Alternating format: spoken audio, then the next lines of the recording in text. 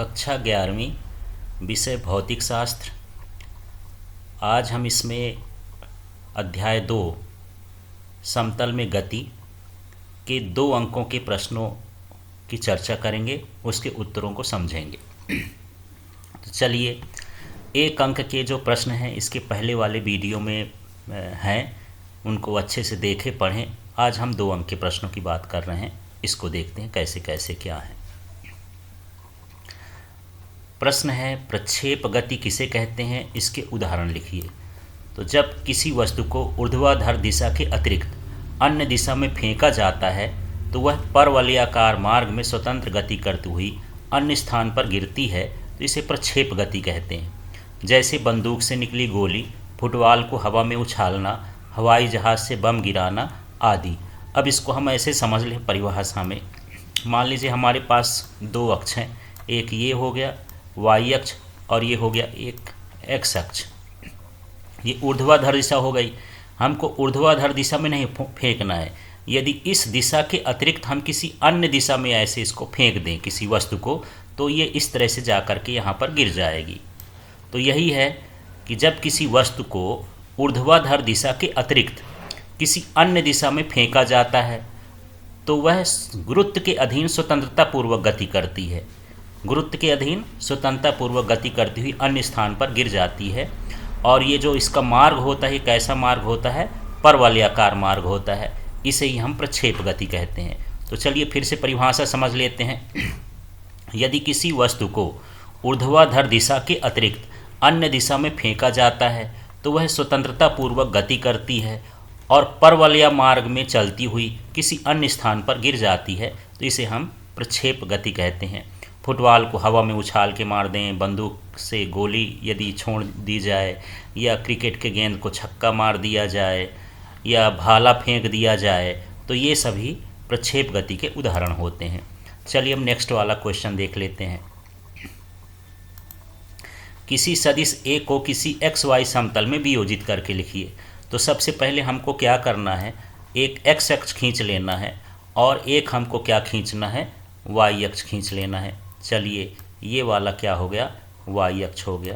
तो इस तरह हमारे पास 2 अक्ष हो जाएंगे, एक्स और वाई। और ये सदिश की स्थिति है, ये ए सदिश है। इस तरह से ए सदिश है। अब इस सदिश को इधर थोड़ा डैश डैश करके यहाँ से हम मिला देंगे ये वाई वाले अक्ष से, और इधर मिला दिए एक्स वाले अक्ष से। ये इसका मूल बिंदु है, ओरिजिन है।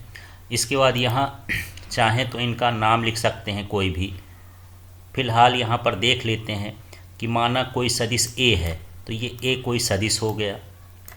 एक्स वाई समतल में स्थित है, तो ये एक्स और ये वाई समतल में स्थित है, जिसे 2 परस्पर लंबवत घटकों में वियोजित किया जाता है। तो ये मान के चलते हैं कि ये ए था, इसके लंबवत घटक कौन से कहला गए, जो एक ये इधर जा रहा है, इधर की ओर। मैं कलर चेंज कर लेता हूँ तो आपको समझ में आएगा। एक जो घटक इधर की ओर जा रहा है ये, और एक घटक ये इधर की ओर जा रहा है, दोनों परस्पर लंबवत हैं, तो इसे लंबवत घटकों में वियोजन कहते हैं। ये सदिश का लंबवत घटकों का वियोजन हो गया है। तो मान लेते हैं कि एक्स अक्ष के साथ ये कौन सा कोण बना रहा है, थीटा, तो उसको भी लिख देते हैं थीटा। अब क्षैतिज घटक क्या हो जाएगा, तो क्षैतिज घटक हो जाएगा ए एक्स बराबर ए कॉस थीटा।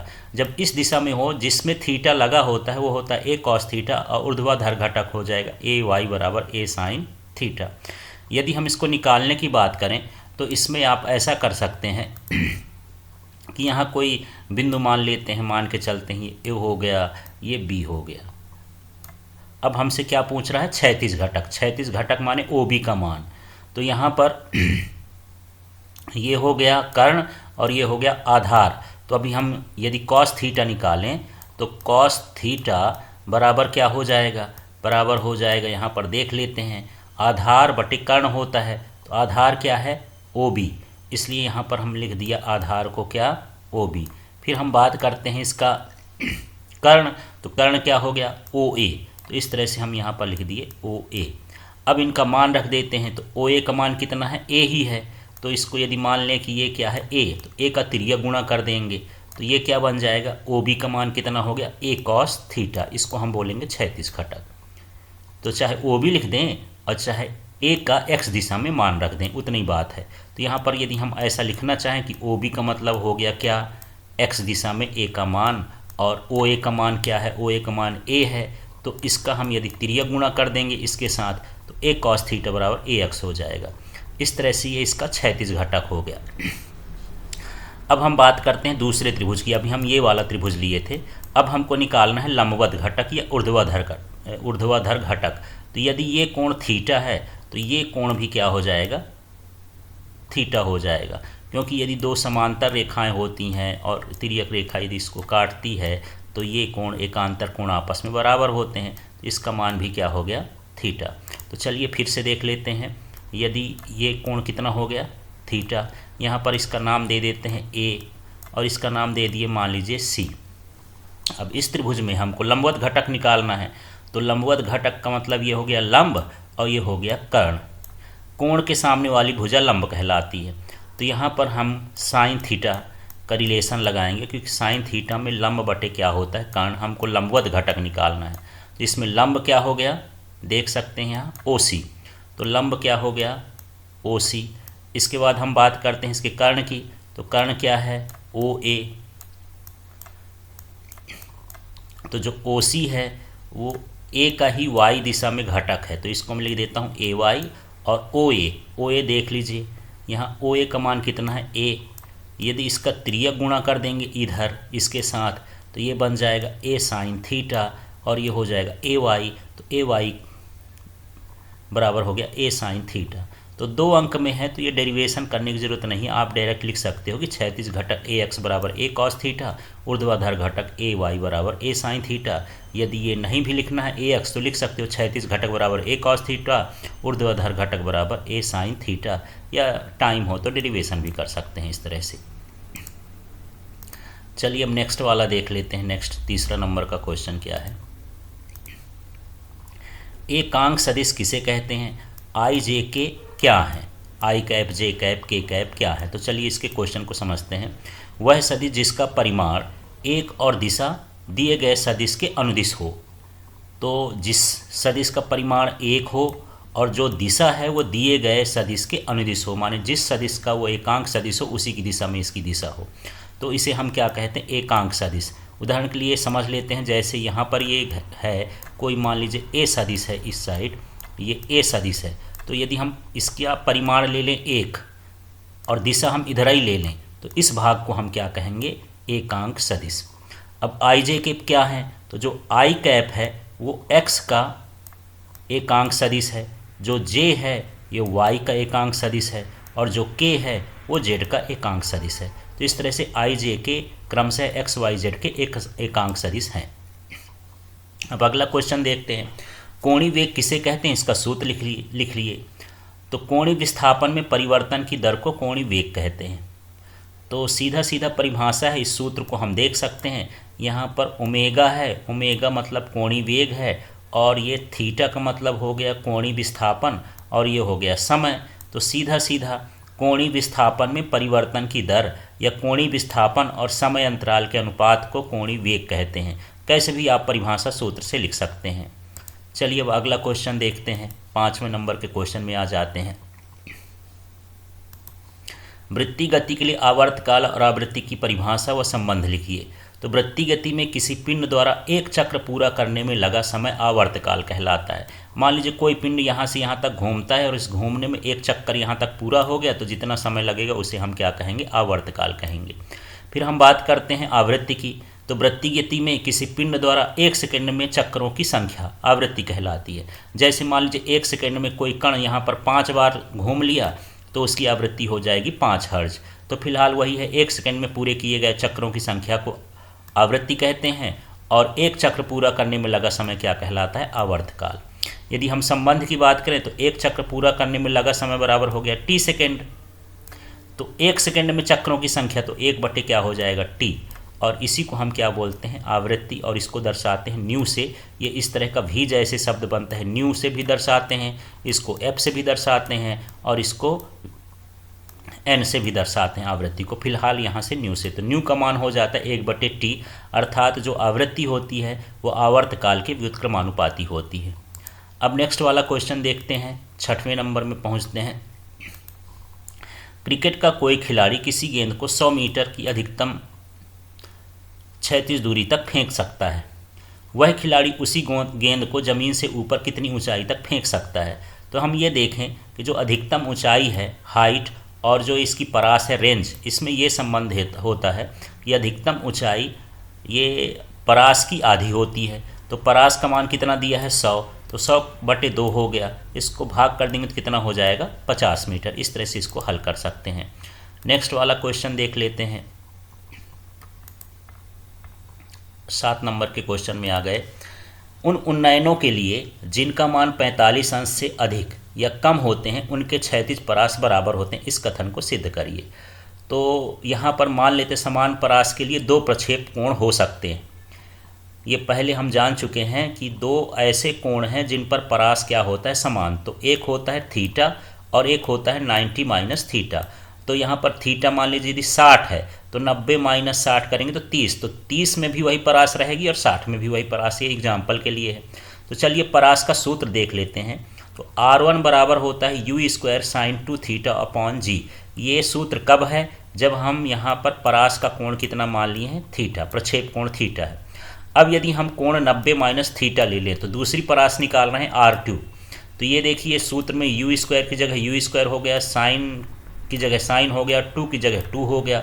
अब हम बात करते हैं थीटा का। इस बार थीटा का मान 90 माइनस थीटा है तो 90 माइनस थीटा लिख दिए, अपॉन में जी है तो अपॉन में जी लिख दिए। अब आगे देखते हैं u², तो ये लिखे u², साइन है तो ये साइन लिख दिए। अब इस 2 का गुणा अंदर हो जाएगा, तो 2 का गुणा 90 में हुआ तो 180, और 2 का गुणा थीटा में हुआ तो ये हो जाएगा 2θ अपॉन में जी है। अब 180 माइनस थीटा या 180 माइनस 2θ का मान होता है साइन 2θ। माने सीधा सीधा यदि साइन में 180 माइनस थीटा हो तो उसका साइन थीटा होता है, यहाँ 2θ है तो 2θ हो गया। अब यदि हम यहाँ पर देखें दोनों को, इसका मान मिलाएं R1 का और इसका मान मिलाएं R2 का, तो R1 और R2 का मान, दोनों का मान बराबर है। माने ये दोनों परास क्या होते हैं, बराबर। तो हम कह सकते हैं कि समान परास के कितने कोण हो सकते हैं, 2। एक होगा थीटा और दूसरा होगा 90 माइनस थीटा। इस स्थिति में दोनों स्थितियों में परास कैसा होता है, समान होता है।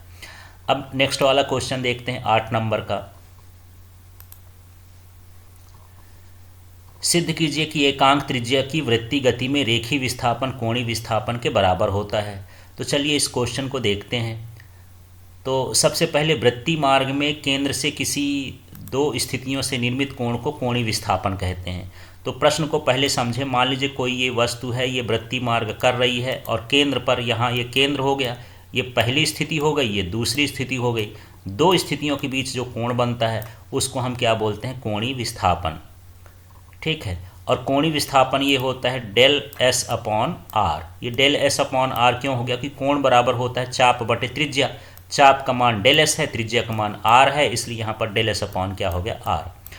अब यदि त्रिज्या एकांक हो, त्रिज्या एकांक का मतलब यदि R का मान 1 मान लें तो डेल थीटा बराबर क्या होता है, डेल्टा S। और ये यहाँ पर यही कहता है कि यदि त्रिज्या एकांक हो तो हमको बताना है कि जो कोणीय विस्थापन होता है रेखीय विस्थापन के बराबर होता है। तो ये कोणीय विस्थापन है, रेखीय विस्थापन के बराबर हो जाता है। इसी तरह से नेक्स्ट वाला क्वेश्चन देखते हैं 9 नंबर का। ये सभी एक ही तरह के क्वेश्चन हैं, इनको देख लेते हैं। सिद्ध कीजिए कि एकांक त्रिज्या की वृत्तीय गति में रेखीय वेग कोणीय वेग के बराबर होता है। तो सबसे पहले फिर से देखते हैं, कोणीय विस्थापन में परिवर्तन की दर को कोणीय वेग कहते हैं। कोणीय विस्थापन में परिवर्तन की दर को कोणीय वेग कहते हैं, और ये सूत्र होता है ओमेगा बराबर delta theta upon delta T. तो डेल्टा थीटा का मतलब क्या हो गया, कोणीय विस्थापन, और यहाँ डेल्टा टी का समय या इसको दर भी बोल सकते हैं। अब आगे के स्टेप में ये कैसे आ गया, तो अभी हम ऊपर यहाँ पर देखे थे,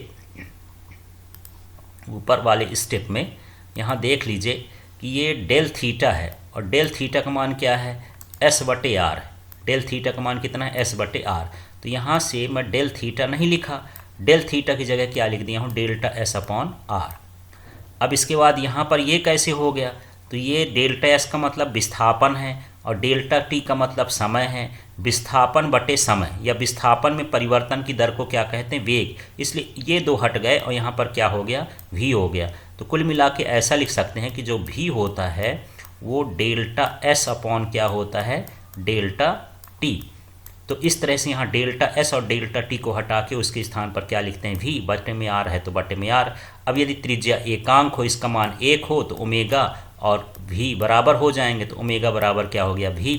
यही है ओमेगा का मतलब कोणीय वेग और ये हो गया रेखीय वेग, दोनों बराबर होते हैं कब, जब त्रिज्या क्या हो, एकांक हो। तो यही हमको सिद्ध करना है इसमें।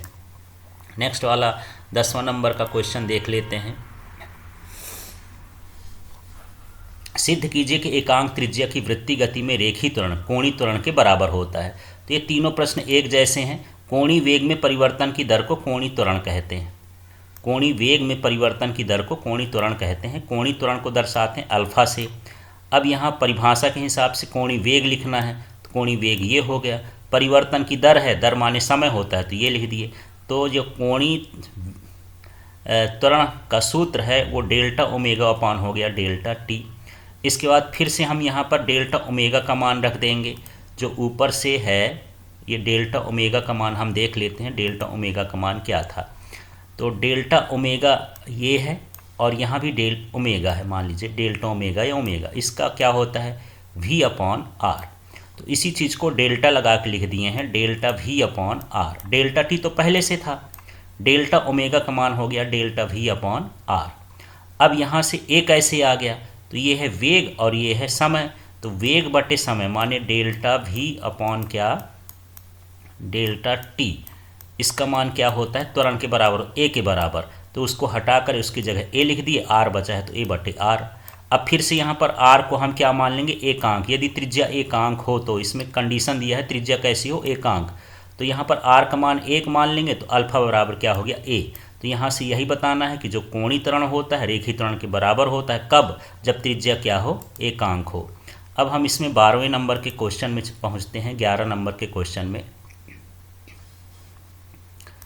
तो 11 नंबर का क्वेश्चन, सिद्ध कीजिए कि एक समान वृत्तीय गति में पिंड का आवर्तकाल उसकी आवृत्ति के व्युत्क्रम के बराबर होता है, अथवा आवृत्ति और आवर्तकाल में संबंध स्थापित करिए। तो ये दो तरह का प्रश्न है, ये इधर से भी आ सकता है संबंध निकालने के लिए आवृत्ति और आवर्तकाल में, या हमको ये बताना है कि जो आवृत्ति होती है वो आवर्तकाल के व्युत्क्रम के बराबर होती है। तो चलिए सबसे पहले एक चक्र में पूरा करने में लगा समय क्या हो गया, t सेकेंड, माने आवर्तकाल। फिर यहाँ पर 1 सेकंड में चक्रों की संख्या क्या हो गई, तो 1 सेकंड में करेंगे तो ये 1/t हो जाएगा। और यहाँ पर परिभाषा के हिसाब से 1 सेकंड में पूरे किए गए चक्रों की संख्या के क्या कहते हैं, आवृत्ति कहते हैं, इसलिए यहाँ पर हो जाएगा आवृत्ति। तो इस तरह से न्यू इक्वल टू 1/t हो गया। तो यहाँ पर आवृत्ति और आवर्तकाल का संबंध भी हो गया, और ये बटे में है इसलिए आवृत्ति जो है आवर्तकाल के क्या होती है, व्युत्क्रमानुपाती होती है। तो ये जो लिखा है एक चक्र का पूरा करने में लगा समय, ये आवर्तकाल को बता रहा है, और 1 सेकंड में चक्रों की संख्या ये किसको बता रहा है, आवृत्ति को बता रहा है। चलिए अब 12वें नंबर के क्वेश्चन में आ जाते हैं।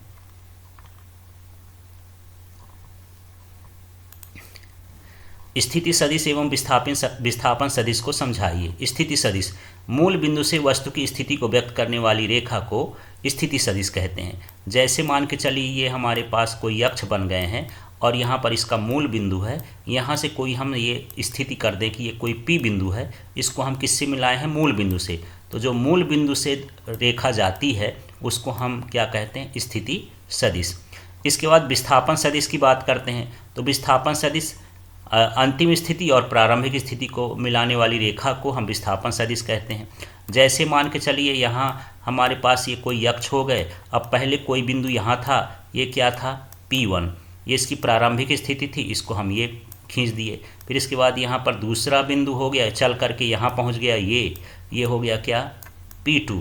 तो यहाँ पर इस तरह से अब यहाँ पर जो ये वाली रेखा है, ये वाली रेखा जो प्रारंभिक स्थिति से अंतिम स्थिति से प्रारंभिक स्थिति की ओर जाती है, इस रेखा को हम क्या कहते हैं, विस्थापन सदिश। फिर से समझ लेते हैं, ये जो सदिश हैं जो यहाँ मूल बिंदु से गए हैं ये स्थिति सदिश कहलाए, और ये एक बिंदु से दूसरे बिंदु की ओर गया, प्रारंभिक से अंतिम की ओर, अंतिम से प्रारंभिक की ओर, उसके हम क्या बोलेंगे, विस्थापन सदिश। अब अगला वाला क्वेश्चन देख लेते हैं। समान सदिश किसे कहते हैं? यदि दो सदिशों के परिमाण व दिशा समान हो तो इन्हें समान सदिश कहते हैं। ये तो परिभाषा हो गई। इसके बाद इसको ऐसा भी लिख सकते हैं, ए वेक्टर बराबर बी वेक्टर, और जब ये समान होते हैं तो ए वेक्टर और बी वेक्टर दोनों समांतर होते हैं, इनका परिमाण भी बराबर होता है और ये समांतर भी होते हैं। तो यही चीज़ हमको समझना है कि वेक्टर यदि बराबर हैं तो उनका परिमाण बराबर होगा और वो परस्पर समांतर भी होंगे। ये आवश्यकता नहीं लिखने की, लिख भी सकते हैं, समझने के लिए है। इसके बाद 14वें नंबर के क्वेश्चन में हम पहुंच जाते हैं। यहाँ एक विमीय, द्विविमीय एवं त्रिविमीय गतियों को उदाहरण सहित समझाइए। तो एक विमीय गति या सरल रेखीय गति क्या होती है? जब कोई वस्तु सरल रेखा में गति करती है तो उसे हम क्या कहते हैं? एक विमीय या सरल रेखीय गति कहते हैं। उदाहरण, गुरुत्व के अधीन गिरता पत्थर। यदि हम एक पत्थर को छोड़ दें सीधा सीधा और वो सीधा जा कर के गिरे तो वह एक विमीय गति कहलाएगी। सीधी पटरी पर यदि रेलगाड़ी चलती हो या सीधी तार पर कीड़ा रेंगता हो तो सरल रेखीय या एक विमीय गति कहलाती है। और इसमें कार्तीय अक्ष में एक परिवर्तन होता है। एक कार्तीय अक्ष में, जैसे हमारे पास 3 कार्तीय अक्ष होते हैं एक्स वाई जेड, उसमें से एक ही दिशा में यदि परिवर्तन होता है तब भी हम उसको एक विमीय गति कहते हैं। अब द्विविमीय या समतलीय गति, तो जब कोई वस्तु समतल में गति करती है, पिछली बार में ये सरल रेखा में गति कर रही थी, इस बार कहाँ करती हो? समतल में, तो उसे द्विविमीय गति कहते हैं। या फिर गति करती हो तो 2 कार्तीय अक्ष में परिवर्तन होता हो तो उसे द्विविमीय गति कहते हैं। इसमें जैसे वृत्तीय गति हो गई, द्विविमीय गति का उदाहरण है। प्रक्षेप गति द्विविमीय का है। कैरम बोर्ड पर गोटियों की गति द्विविमीय है। कीड़ा जो है दीवार पर रेंगे तो द्विविमीय है। यहाँ कीड़ा जो है ये तार पर रेंगता था, तो तार एक सरल रेखा का काम करती है, दीवार एक समतल का काम करती है। इसके बाद हम बात करते हैं त्रिविमीय गति। तो जब कोई वस्तु अंतरिक्ष में गति करती है या गति के 3 कार्तीय अक्ष में परिवर्तन होता है तो हम उसे त्रिविमीय गति कहते हैं। जैसे हवाई जहाज का उड़ना, चिड़िया का उड़ना, कीड़े का आसमान में उड़ना, पतंग का उड़ना, ये सभी त्रिविमीय गति कहलाती हैं। अब इसके बाद अगला क्वेश्चन देखते हैं और ये लास्ट क्वेश्चन है आज का। सिद्ध करिए कि लॉन रोलर को धकेलने की बजाय खींचना आसान होता है। तो देख लेते हैं, लॉन रोलर की ये कंडीशन बना हुआ है, ये है धकेलना, धक्का देना। अब यहाँ पर हम क्या करते हैं, जब हम धक्का देंगे तो ये इधर की ओर बल लगाएंगे, ये इस दिशा में बल लगेगा और यहाँ बल ये F हो गया। इसके हम 2 घटक कर देंगे। तो घटक बनाने का तरीका ये है कि जो बल है उसके पुच्छ की ओर, माने तीर के पहले की ओर हमको 2 लाइन खींचना है जो परस्पर कैसे हों? लंबवत हों। इस तरह से जिस साइड थीटा लिखा होता है उधर F cos थीटा होता है या क्षैतिज घटक, और जो थीटा से दूर होता है वो लंबवत घटक होता है और ये F sin थीटा होता है। इसी तरह से अब दूसरी कंडीशन का चित्र देखते हैं। जब हम खींचते हैं, जब खींचेंगे तो बल कहाँ की ओर लगेगा? बाहर की ओर, इस तरह से। तो यहाँ भी इसका पुच्छ ये कहला गया, पुच्छ माने इसके पीछे का भाग। पीछे के भाग से हमको 2 ऐसी रेखा खींचना है जो लंबवत हों। जैसे मान लीजिए ये वाली और ये वाली आपस में क्या है? ये और ये लंबवत हैं। अब जिस साइड ये थीटा लिखा है उधर लिखेंगे F cos थीटा, और जिस साइड ये थीटा नहीं लिखा है उधर हो जाएगा F sin थीटा। तो अब हम कह सकते हैं यहाँ कि रोलर में जो बल लगता है वो क्या हो गया? F, और इसे 2 घटकों में वियोजित किया जा सकता है। F cos थीटा और क्षैतिज घटक कहला गया और F sin थीटा ये लंबवत घटक कहला गया। अब आपको क्या समझना है इसमें कि ये जो रोलर का भार है, रोलर का जो भार है, इसका भार कहाँ की ओर रहता है? नीचे की ओर, mg, और इसका भी भार हमेशा कहाँ की ओर रहेगा? mg। अब इसमें हम क्या देख रहे हैं कि mg भी इधर की ओर लग रहा है, F sin थीटा भी लग रहा है। तो कहना चाहिए 2 बल नीचे लग रहे हैं। तो जब हम इसको धकेलेंगे, जब हम रोलर को धकेलेंगे तो यहाँ पर ये और इसको भारी बना देता है, और जब हम खींचेंगे तो देख लेते हैं F sin थीटा कहाँ लग रहा है? ऊपर, और भार कहाँ हो रहा है? नीचे। एक दूसरे के विपरीत हैं, तो ये रोलर को क्या बना देगा? हल्का। तो कहना चाहिए कि यहाँ पर हमको धकेलना जो होता है कठिन होता है, जबकि खींचना क्या होता है? आसान।